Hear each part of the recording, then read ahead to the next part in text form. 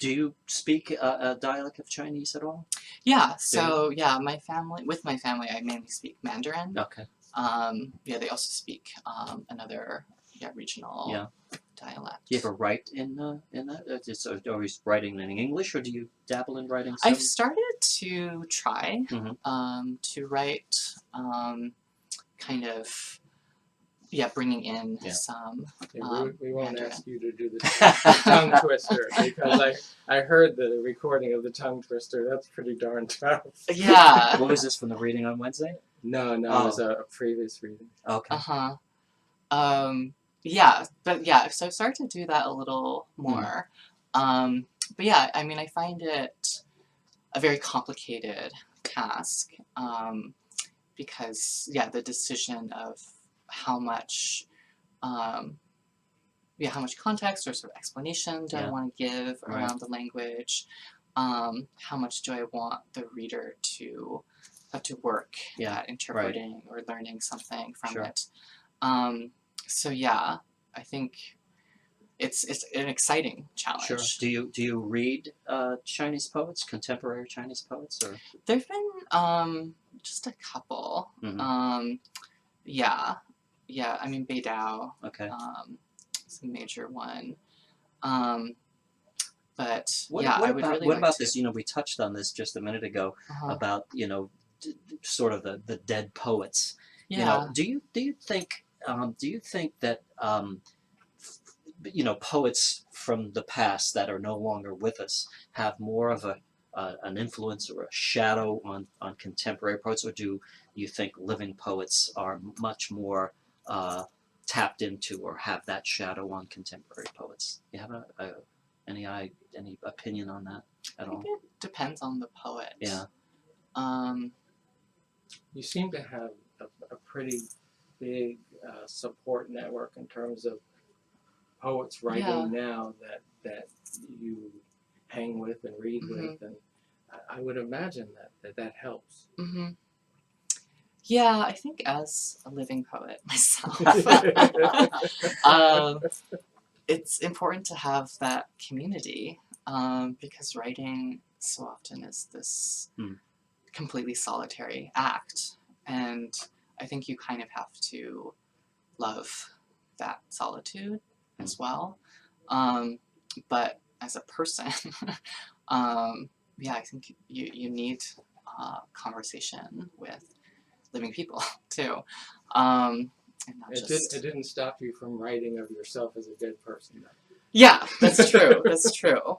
Well, that's the imagination too. Sure. The life of the imagination. And a sense of humor, I think. Yeah. Right. Yeah. Because you in a lot of your poems, regardless of what they're about, I think there's this sense of humor in some of them. You know, there's this regardless of what it's about, there's a light touch to it. I think in places. You know, so you seem to have a great sense of humor. Well, I think life is really absurd. Right. Like it's really strange that I'm in this room right now, for one thing. But also, I think, as an Asian American, as a queer person, humor is also this. Well, it's been a very important survival tool for me in how I respond to, ongoing discrimination just outside there, somebody wanted to take a picture with you, and how's that moving along for you? Do you get a lot of folks? Are you becoming to the point where everybody's going to say, "Oh, there's Chen, I want to get a picture with him," or "Can I get you to sign my book?" And how does that feel when you get to the point where folks are sort of, wanting that from you? They want to be near you. They want to, associate themselves with you. It's gotta feel pretty good. It's been great, and it's certainly been happening more. After the whole announcement with the National Book Awards. Right. Long list. So I have been meeting more people. Good. It's really wonderful. I think especially meeting young students, people who might be just starting to write poetry themselves. I think that's like so Sure. cool to meet them at that stage. Yeah. And Sort of give them a little encouragement, yeah, and, yeah. but yeah, and also see like how excited they are. Sure. Because yeah, it wasn't Was that there long ago. was there somebody that had? Well, you mentioned some others that did Yeah. that for you, right? You have. Uh-huh. Are there anybody? Do you when in writing? Do you sort of email somebody or pick up the phone and call, say, hey, I'm working on this. What do you think? Do you have like somebody or a group of people or anybody that you kind of share before it gets sent out, before it's published, that kind of stuff? Any new work? Do you have like a sort of a little group or a person that you sort of show your work to before it goes out somewhere? Yeah, I definitely Okay. have a circle of trusted readers. Okay. Some from the writing programs Yeah. that I've been in. Do any of them say, "Oh, listen, Chen, that's garbage. Don't take that out of there." Is that you have that relationship with somebody that's like that, honest with you and say, "Oh no, don't put there," that sort of thing. Yeah, just the other week actually. Yeah, when I was working on this longer piece. Yeah, I was going to dinner with one of these friends. Yeah. And yeah, I think we were just like starting to eat, and I handed her a draft. Yeah. And she's like, "Do you mind if I just cross out some things on here?" Sure, exactly. So yeah, she just like went through it. But yeah, I think that That's right. when you have that trust. Yeah. Do you have a? And tell me if you don't. But is there any particular rejection letter that you've ever gotten that you think was particularly funny or crude or rude or any kind of commentary on a particular rejection letter that you might have gotten in the past? Because we've all gotten. I mean, right? Everybody gets some kind of. So I'm not going to name names. No. But also because I don't really remember. Okay. This was maybe 2-3 years ago when I was sending out actually my first chapbook manuscript, just to a ton of places. Sure. So this was somewhere small. Yeah. But yeah, I remember the rejection letter was pretty long, and they went through specific things they didn't like about my writing. Wow.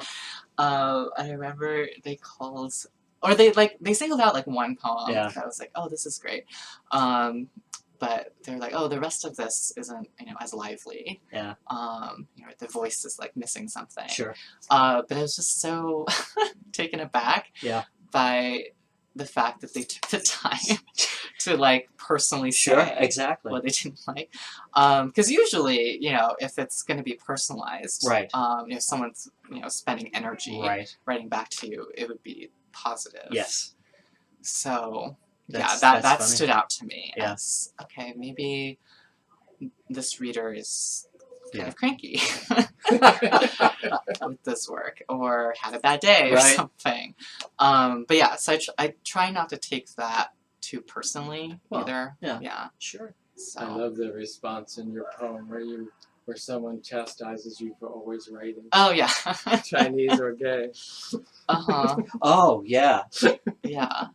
And you what was it? You thought about it afterwards and said what I should have said. Yeah. Yeah. Yeah.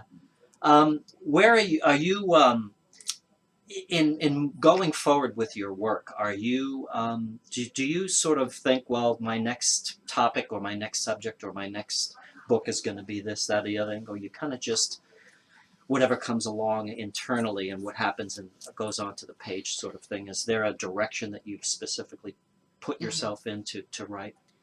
I really wish I could write very differently or about very different things. In other words, did you write books? Did you write poems? I write poems. Might be, yeah, it's hard for me to sort of stick to a project. When I've tried to write like series of poems, I'll write like 2 or 3 and I'll be like, I'm done. Yeah, I hear you.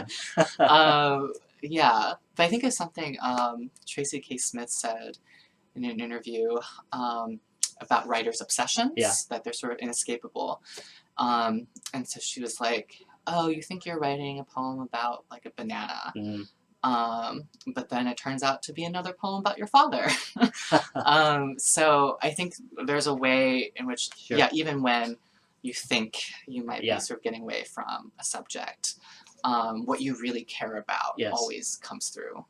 That's sort of the poem kind of taking you as opposed to you taking it, right? It kind of takes you to where it's going to be as opposed to you sort of directing it, right? Yeah. There's that, I don't know if that's subconscious or whatever that might be, but it's an interesting way that happens. You know? Any other questions, Michael, that you have for Chen? Oh dear. Because I want to end with my fun question. We always ask a fun question. Go for it. Go for it? Fun question. All right. Very important, Chen. Okay? Lennon or McCartney? Oh my God. Lennon or McCarthy? You do know who I'm talking about. Yeah. I'd say Lennon. Lennon? Yeah. Good man. Chen, thank you so much. This has been wonderful. Congratulations. Keep moving forward. And we're going to be, you're going to come with me. We're going to see at 1 o'clock at least, maybe later on after that. Thank you so much. Yeah, thanks for having me. Take care.